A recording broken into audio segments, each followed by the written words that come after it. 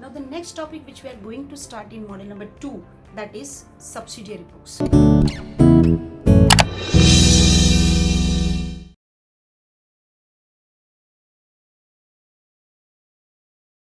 Now we have to solve the practical for triple columnar cash book. We saw cash book acts as a ledger as well as a subsidiary book. So when it acts as a ledger, how the ledger account is prepared, and the cash book has a 3 columnar cash book. Earlier first columnar was only simple cash book. Second column 2 columnar 2 columnar cash book बोलोगे तो cash and the discount, and the 3 column में मिल गई cash account as well as bank account and the discount account. So if you prepare a 3 columnar cash book, it will be easy because in that you can record your cash transactions, you can record your discount allowed and discount received transactions, as well as you can record your bank transaction also.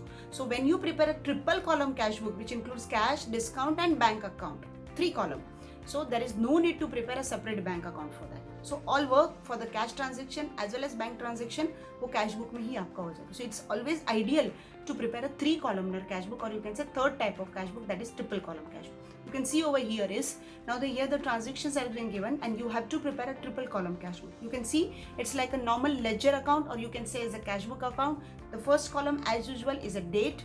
The next will be the particulars where you mention the details of the transaction. The next column is a ledger folio which says the page number over which it's been put up. Next column, the first column will be discount allowed on the debit side. Why discount allowed on the debit side? Because discount allowed is my expense. Again, debit all expenses and losses. Discount allowed. Then the next column is cash account and the bank account. This is your debit side.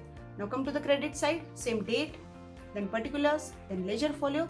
But here the discount will be discount received column because this is my credit. Credit means my income. Discount received is my income. Credit all income and gain. So this side, on credit side, it will be discount received, then cash and the bank. Understood? So debit part and the credit part, 3 columns. Discount allowed, cash or bank, discount received, cash and a bank. This way 3 columns. See the first transaction what has been given on first October 13 का आपको transaction दिया है, 1 by 1 आपको date दिया है. So here also while recording, passing the entries in journal entry or you can say in cash book, we will record date wise. See on the first it has been given cash in hand of rupees 500. Now this is what cash in hand means. This is my opening balance. So on 1st of October, what is my opening balance? Now cash account is my asset. So it always has a debit balance. So you can see here is 2 balance brought down. When anything asset as a debit balance, it is always mentioned as a 2 balance brought down. In cash column, nothing in the discount allowed because discount is my nominal account. There is no balance. It is never it cannot be balanced. Understood? Because whatever the balance comes, that will be transferred to P&L account because it is my expense account. But cash is my asset account. So in cash column, I will mention rupees 500. In the same date, there is a different balance given cash at a bank of rupees 5000. So same line पे bank account में मैंने 5000 लिखा. So 2 balance brought down. Cash column में आया 500, bank column में आया 5000. Go on the date second. Paid check to rupees B.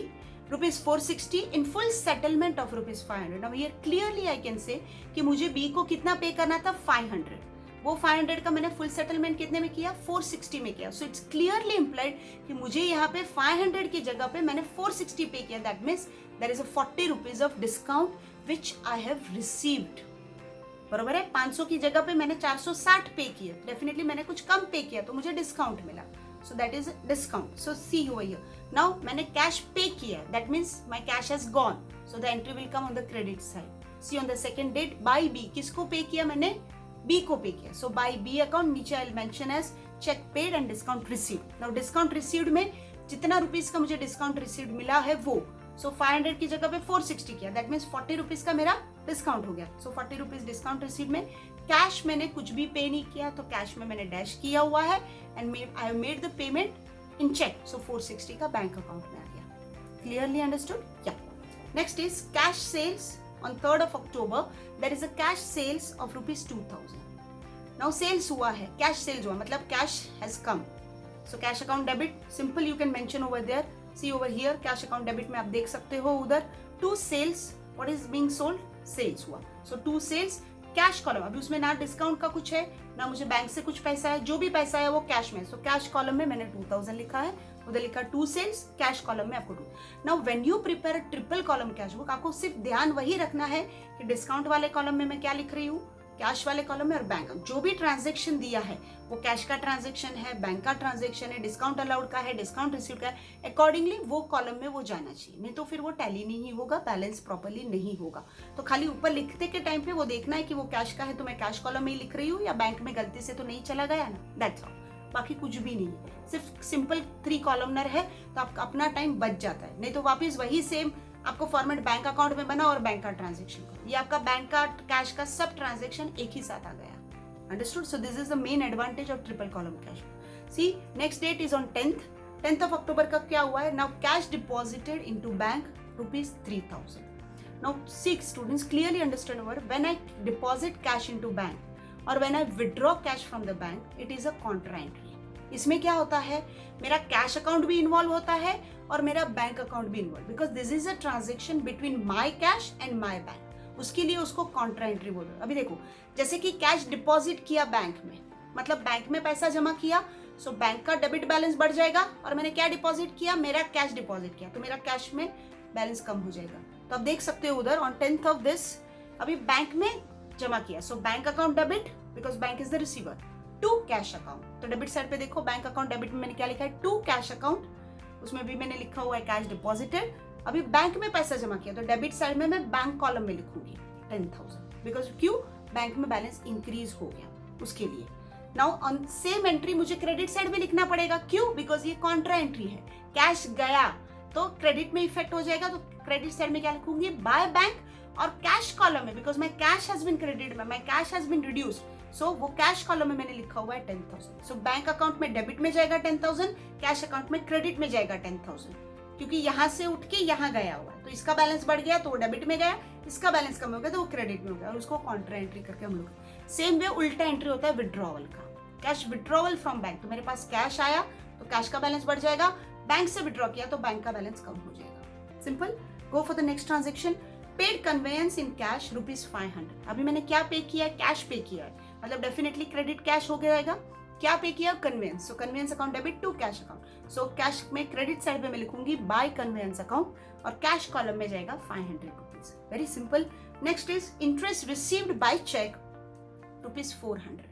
Bye cheque मिला है, मतलब सीधा मेरा बैंक अकाउंट में पैसा जमा हुआ है, सो बैंक अकाउंट में डेबिट साइड में मेरा चला जाएगा। Now what is I received, interest received, this is my income, so bank account debit, उधर मैं लिख डालूंगी to interest account, bank column में ₹400। नेक्स्ट आप देख सकते हो, bank charges debited by bank ₹20।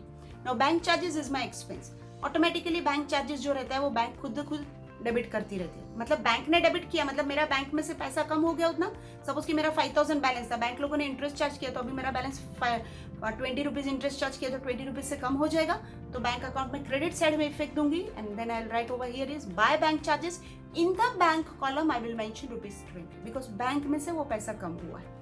Next आप देख सकते हैं withdrawal from bank for personal use, that is again withdrawal from bank for the personal use. Now this is for the personal use, not for the official. Personal use के लिए मतलब मेरा drawings है, अभी बैंक में से पैसा withdraw किया मतलब बैंक का बैलेंस कम हो गया तो वो क्रेडिट साइड में एंट्री जाएगा by drawings account ₹600 in the bank column. Next आप देख सकते हो receive from C ₹2,200 in full settlement of ₹2,500। मिलना चाहिए था 2,500 बट उसकी जगह पे मिला कितना है 2,200, मतलब ₹300 का मैंने क्या किया, डिस्काउंट अलाउड किया है। ठीक है, तो कैश में पैसा कितना आया 2,200, तो डेबिट में मैंने 2,200 लिखा है, डिस्काउंट अलाउड मैंने कितने का किया 300, तो डिस्काउंट अलाउड की कॉलम में 300 लिख दिया। किससे पैसा मिला है 2C से, सो 2C, तो डिस्काउंट अलाउड में डेबिट हुआ, कैश अकाउंट में डेबिट हुआ और 2C हुआ। नाउ दिस वे पूरे मंथ का ट्रांजेक्शन हो गया। Now at the last date that is on 31st of December मैं मेरा बैलेंस टैली करूंगी। तो आप देख सकते हैं नाउ अभी इसमें डिस्काउंट अलाउड और डिस्काउंट रिसीव्ड का खाली टोटल हो जाएगा because these are your nominal items, nominal account items, तो इसका बैलेंस कैरी फॉरवर्ड नहीं होता, जो भी बैलेंस होगा वो P&L अकाउंट में ट्रांसफर हो जाएगा, बट कैश और बैंक का मेरा बैलेंस टैली होगा। तो जो भी डिफरेंस होगा वो बाय बैलेंस कैरी डाउन करके आप देख सकते हो, बैंक अकाउंट में डिफरेंस आ रहा है 14,350 का, तो उसका बैलेंस कैरी डाउन हो जाएगा, और कैश अकाउंट में टू बैलेंस कैरी डाउन, ये क्रेडिट साइड पे डिफरेंस आ रहा है, that is 5,800। And then you can see at the last मेरा कैश का कॉलम और बैंक का कॉलम टैली हो रहा है। देखो कैश अकाउंट का टैली हो रहा है 10,500 से, जबकि उसका बैलेंस आ रहा है 5,800। बैंक अकाउंट का कॉलम टैली हो रहा है 15,400 से, जबकि उसका बैलेंस आ रहा है 14,320. So this way you can prepare your triple column cash book. Thank you. Now we'll see some examples on ledger accounts also. Journal entry का हमने देखा because it's a book of prime entry. वही जो transaction हम लोग journal entry में करते हैं वही ट्रांजेक्शन का पोस्टिंग हम लोग लेजर अकाउंट में करते हैं. So once first step is to prepare journal entries, then post this journal entries into respective ledger accounts. तो जो जो अकाउंट अफेक्ट हुआ है डेबिट में और क्रेडिट में उसका हम लोग लेजर अकाउंट बनाएंगे and then we will post the transaction. देखो हमने जर्नल एंट्री में फर्स्ट ट्रांजेक्शन था कैश इंट्रोड्यूस्ड इन बिजनेस, तो उसका हमने एंट्री क्या पास किया था, cash account debit to capital account. तो here I have prepared a cash account. आप देख सकते हो कैश अकाउंट में डेबिट साइड पे मैंने लिख दिया है to capital account. Now ledger का फॉर्मेट क्या है, डेट पर्टिकुलर्स रुपीस, वो डेबिट साइड हो गया, देन डेट पर्टिकुलर्स रुपीस, वो क्रेडिट साइड हो गया. जो भी डेबिट हो रहा है वो डेबिट साइड में देते जाओ, जो भी अकाउंट क्रेडिट इफेक्ट हो रहा है उसका क्रेडिट साइड देख लो. तो इसमें कैश डिपॉजिट हुआ है, कैश इंट्रोड्यूस्ड हुआ है तो कैश अकाउंट में डेबिट में कर. वही मैंने कैपिटल इंट्रोड्यूस किया तो कैपिटल अकाउंट में क्रेडिट में देखो मेरा बैलेंस उधर दिखा रहा है by cash account on the same date. Date दोनों का सेम रहेगा बिकॉज एक ही ट्रांजेक्शन है. सो कैश में डेबिट किया, कैपिटल अकाउंट में क्रेडिट कर दिया. सेकेंड एंट्री आप देख सकते हैं paid 450 to B and received a discount of ₹50. अब यहाँ पे मेरा कैश गया हुआ है, समझ में आ रहा है कितना कैश मेरा गया, 450 रुपीज गया हुआ है. तो मैंने कैश अकाउंट में देखो क्रेडिट में किया हुआ है बाय बी 450 रुपीज. मुझे डिस्काउंट रिसीव्ड मिला, discount received is my income. So discount received देखो उधर क्रेडिट साइड में ही है बाय बी ₹50. पैसा किसको मिला है, paid to mister B. So B account में डेबिट में किया हुआ है ₹500. आप अपना जर्नल एंट्री हमने क्या पास किया था, B account debit 500 to cash to discount received. So cash column cash account में क्रेडिट में, डिस्काउंट रिसीट में क्रेडिट में, बी में डेबिट में. टैली हो गया, 500 डेबिट हुआ, 450 500 क्रेडिट हुआ. Receive 2500 from C and allowed a discount of ₹500. यहाँ पे अगेन मुझे पैसा कितना मिला है 2500. सो कैश अकाउंट में मैंने देखो डेबिट किया हुआ है टू सी 2500. दूसरा एंट्री पैरेलल एंट्री किया discount allowed of ₹500. Discount allowed debit में होगा because it is my expense. तो डिस्काउंट अलाउड में भी मैंने लिखा हुआ है टू सी 500 रुपीज. किसने पे किया है, किसको रिसीव किया, किससे रिसीव हुआ है, मिस्टर सी से. So he is the giver. So C account में मैंने लिखा हुआ है बाय कैश. आप देख सकते हो मिस्टर सी के अकाउंट में ₹3000. सो कैश अकाउंट डेबिट 2500 डेबिट में इफेक्ट किया, डिस्काउंट अलाउड 500 डिस्काउंट अलाउड में डेबिट में गया. देने वाला कौन है, मिस्टर सी. तो सी में क्रेडिट में 3000 गया. सो 2500 500 3000 डेबिट 3000 क्रेडिट. अकाउंट टैली हुआ. Last one is cash sales of ₹8000. Cash account debit because cash में पैसा आया तो देखो डेबिट में मैंने लिखा हुआ है to sales account 8000. Sales account में क्रेडिट में चला गया मेरा बाय कैश ₹8000. बट ये मेरा एंट्री पास हो गया, उसका इफेक्ट हो गया लेजर अकाउंट में. बट अभी ये लेजर अकाउंट का आप देखोगे तो डेबिट और क्रेडिट साइड इक्वल नहीं हो रहा है. अगर वो इक्वल हो रहा है तो वो ऑटोमेटिकली टैली हो गया.